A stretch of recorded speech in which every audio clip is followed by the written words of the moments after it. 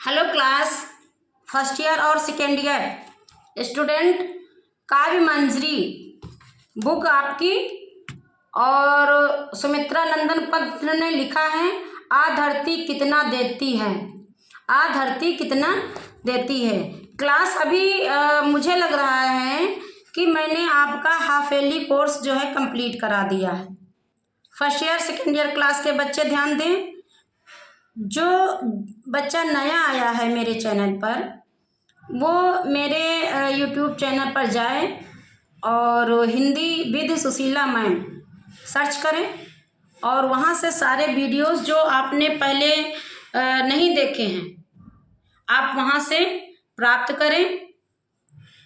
आज हम आपको पढ़ा रहे हैं आ धरती कितना देती है। सुमित्रा नंदन पंत जी ने लिखा है। तो क्लास पहले हम सुमित्रा नंदन पंत की जो है जीवनी पढ़ेंगे, उसके बाद हम पाठ को कंप्लीट करेंगे, ठीक है ना। सुमित्रा नंदन पंत बहुत बड़े ही कवि हुए हैं।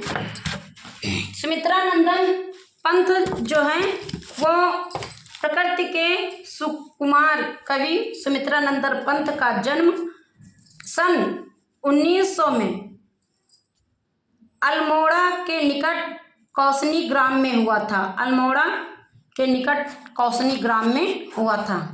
बेटा सारे बच्चे जीवन परिचय जरूर याद करते रहिए।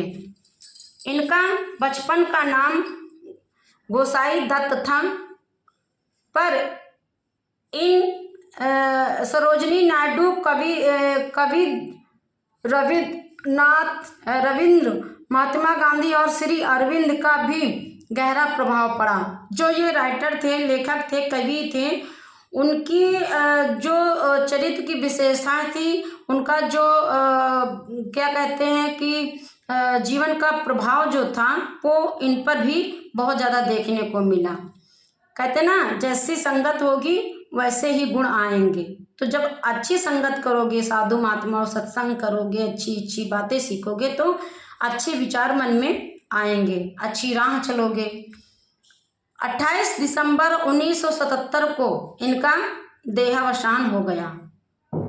वीणा, पल्लव, गंध, गुंजन, युगंत, युगवाणी, उत्तरा, चितंबरा, लोकायतना, गायमा, स्वर्ण, धूल, कला और बूढ़ा चांद, युगपथ इनकी प्रमुख रचनाएं हैं।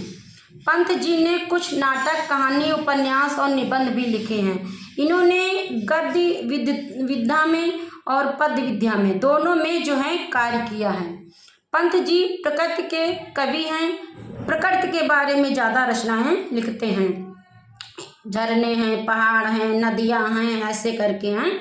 इनकी काव्य रचनाओं में प्रकृति का सुंदर विचित्रण हुआ है।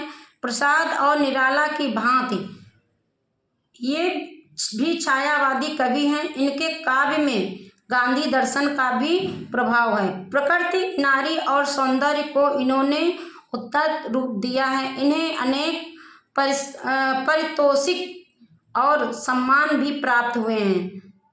1961 में भारत सरकार ने इन्हें पद्म भूषण की उपाधि से अलंकृत किया। 1961 में चितंबरा काव्य संग्रह पर भारतीय ज्ञानपीठ की ओर से 1 लाख रुपये का पुरस्कार प्राप्त हुआ। इसके अतिरिक्त उत्तर प्रदेश सरकार तथा रूस की सरकार द्वारा भी इन्हें पुरस्कृत किया गया।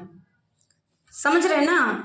तो आप पूरा चैप्टर मत पढ़िएगा, जीवनी में संक्षिप्त में पढ़िएगा। जीवन परिचय, उनकी जो हैं रचनाएं और उनकी मृत्यु, और उसके बाद साहित्य में उन्होंने क्या किया, बस इनफ, इतना ही। बहुत ज़्यादा याद पढ़ने की ज़रूरत नहीं है। इन्होंने लिखा है आ धरती कितना देती है। मैंने छुटपन में छिपकर पैसे बोए। मैंने छुटपन में छिपकर पैसे बोए थे। सोचा था पैसों के प्यारे पेड़ उगेंगे, रुपयों की कलदार मधुर फसलें खनकेंगी और फूल फल बन कर मैं मोटा सेठ बनूंगा। पर बंजर धरती में एक न अंकुर फूटा। कहने का मतलब है कि यहाँ पर जो आपके सुमित्रा नंदन पंत जी हैं वो अपने बच्चे के बचपन की स्मृति के बारे में याद करने के बारे में, अपने बारे में आपको समझाते हुए कि बचपन कितना मीठा होता है, मृदुल होता है। और बचपन में अबोध बालक अगर गलती भी करता है तो लोग उसको माफ़ कर देते हैं। तो बचपन में हम लोग क्या करते थे, जब खेतों में धान की रुपाई होती थी तो जो अच्छी फसल, वो धान के पेड़ हम लोग नहीं लेते थे, जो उसके तिनके होते थे, हमें लगता था कि यही तिनके पेड़ बनेंगे। तो जब सब लोग रुपाई करते रहते थे खेतों में, भाई लोग हम लोगों के, तो हम और बहुत सारे लोग, काफ़ी लोग मजदूर वगैरह, तो उसी तिनके को उसको रोपाई करते थे कि इसी में ही फसल पैदा होगी। तो कवि आपको समझाते हुए कह रहे हैं कि मैंने बचपन में छिप कर पैसे बोए। जैसे एक बार क्या था कि भगत सिंह के खेतों में काम हो रहा था, उनके पिताजी ने पूछा कि आप क्या कर रहे हो, तो भगत सिंह ने जो है उत्तर दिया था, वो घास के कुछ पौधे रोप रहे थे या कुछ कर रहे थे, रोपाई कर रहे थे उनके, वो देख कर अपने घर वालों को, उनके खेतों में कार्य हो रहा था। तो उनके जब पिताजी ने पूछा कि तुम क्या कर रहे हो भगत सिंह, तो उन्होंने कहा कि मैं बंदूकें बो रहा हूँ। भगत सिंह ने उत्तर दिया कि मैं बंदूक, कौन जानता था कि आगे चलकर जब ये बड़े होंगे तो इनका जीवन जो है बंदूकों से ही जाएगा। समझ रहे हो ना। तो कहने का मतलब बचपन में आप क्या करते हो, सब नटखटी बातें करते हो। जैसे कृष्ण जी ने बाल लीला की, कहीं मक्खन लगाया, कहीं मटकी फोड़ी, कहीं कहीं गोपियों को परेशान किया, है ना।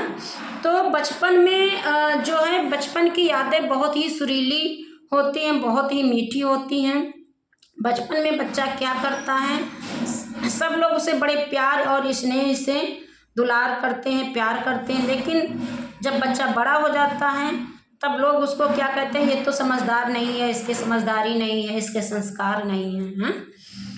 तो कवि जी आपको समझा रहे हैं, सुमित्रा नंदन पंत जी, कि जब मैं छोटा था तो मैंने जो है पैसे बोए थे और सोचा था कि इन पैसों का पेड़ लगेगा। पहले क्या था कि जब हम लोग कोई फल खाते थे उसका बीज होता था, बीज पेड़ मुंह में जब जाता था तो लोग हम लोगों को डराते थे, अब तो पेड़ बन जाएगा पेट में जा कर के।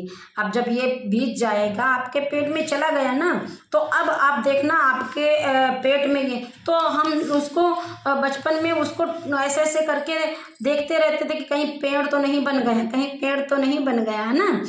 तो कवि कहते हैं कि बचपन में मैंने जो है पैसे बोए थे और मुझे लगता था कि यही पैसे आगे चलकर बड़ा पेड़ बनेंगे और उसमें पैसे लगेंगे और फिर फसलें आएंगी अच्छी अच्छी। जब जब पैसा हो जाएगा तो हम खूब खाएंगे, खूब फूल भी इसमें लगेंगे और फल भी इसमें लगेंगे, मैं बहुत ज़्यादा पैसे वाला हो जाऊंगा, मैं बहुत धनी हो जाऊंगा।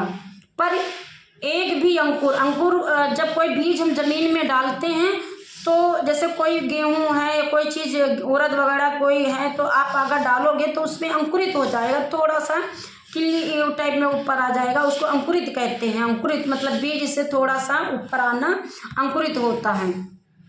तो एक भी बीज जो है अंकुरित होकर के ऊपर नहीं आया, ये मिट्टी उपजाऊ नहीं थी, इसलिए मेरा पैसा बेकार चला गया।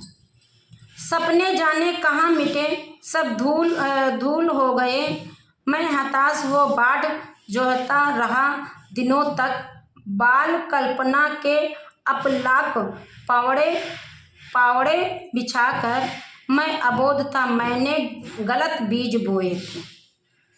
अब आपको समझाते हुए कवि क्या कह रहे थे, उस समय मैं गलत था कि मुझे समझ नहीं थी, तो मैंने जो है बचपन में इतनी भी बड़ी गलती नहीं की, इतना भाई गलत कार्य नहीं किया, समझ नहीं थी इसलिए। तो छोटे बच्चे को समझ नहीं होती है जब तक उसको समझाया ना जाए, बेटा ये गलत है ये सही है ना। तो सभी बचपन में ऐसे ही करते हैं। मैं अबोध था, मुझे ज्ञान नहीं था, मैंने गलत बीज बोया था, इसलिए फसल पैदा नहीं हुई। जब भी आप खेत में या ग्राउंड में या कहीं पर कोई भी अच्छी किस्म का पौधा लगाते हो तो अच्छा फूल देता है। अच्छी खाद डालोगे, अच्छा पानी दोगे तो अच्छा फूल उसमें आएगा, अच्छा फल उसमें लगेगा। फसल में अगर आप अच्छी भी किस्म का बीज बोओगे तो अच्छी सी फसल तैयार होगी। लेकिन यहाँ तो बचपना था ना, तो कौन जानता था कि पैसे बोए जाते नहीं बोए जाते। सब लोग ये कहते थे पैसे बोएंगे तो पेड़ लगेगा, पेड़ में बहुत सारे फल आएंगे, फूल आएंगे, बेचेंगे, व्यापारी बनेंगे, धनी हो जाएंगे। लेकिन मैं हताश रह गया, मुझे कुछ भी मेरे हाथ में नहीं आया। ये बचपन की कल्पना है, बालक के बचपन की बात को आपके सुमित्रा नंदन पंत जी आपको समझा रहे हैं। मैं अबोध था। अड साती हहराती निकल गई है तब से, कितने ही मधुर पतझड़ बीत गए अनजाने। ग्रीष्म तपे, वर्षा झूली, सर्दे मुस्काई, सी सी कर के हेमंत कपे, तरु झरे खिले वन। जब बरसात आती है, ऋतुएं आती हैं ना, मौसम आते हैं और चले जाते हैं, ऋतुएं आती हैं और चले जाती हैं। बरसात आती है तो बारिश आती है, फिर जाड़ा आता है, फिर गर्मी आती है, तो सब अपना अपना कार्य करके चले जाते हैं। जब पतझड़ आता है तो पेड़, बसंत ऋतु आती है ना। इस प्रकार से गर्मी आती है तो तपन दे कर के जाती है, और जाड़ा आता है तो शीत दे कर जाता है, और बरसात आती है तो क्या कहते हैं, थोड़ी सी किसानों को राहत मिलती है। बहुत ज़्यादा बारिश ना हो कि आप मैम कह रही थी कि बारिश होती है तो किसानों को राहत। अब बाढ़ आ जाएगी तो किसानों को क्या राहत मिलेगी? वो तो हाथ माथ पे हाथ धर के रोएंगे ना, फसल डूब जाएगी, अनाज नहीं आएगा उनके घर।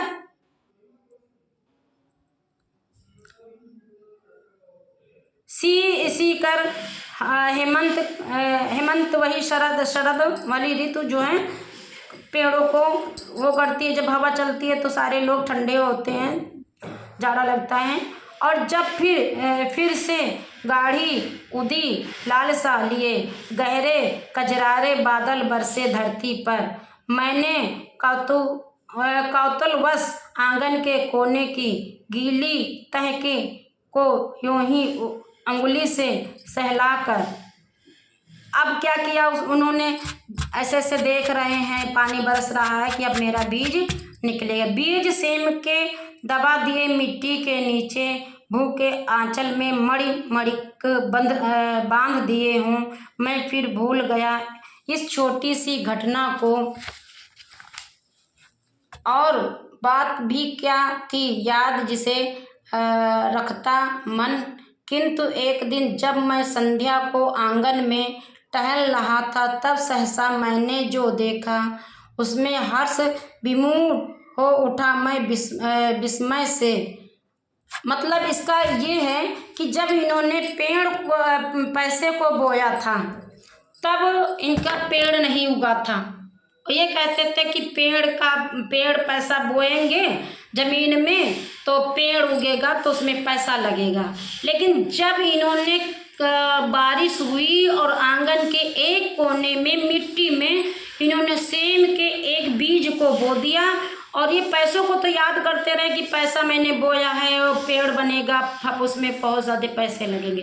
लेकिन सेम के पेड़ को ये उसको बीज को भूल गए, और जब वो मिट्टी में अंकुरित हुआ और वो बीज जो है ऊपर उठ करके आया। थैंक यू क्लास, आज के लिए बस इतना ही।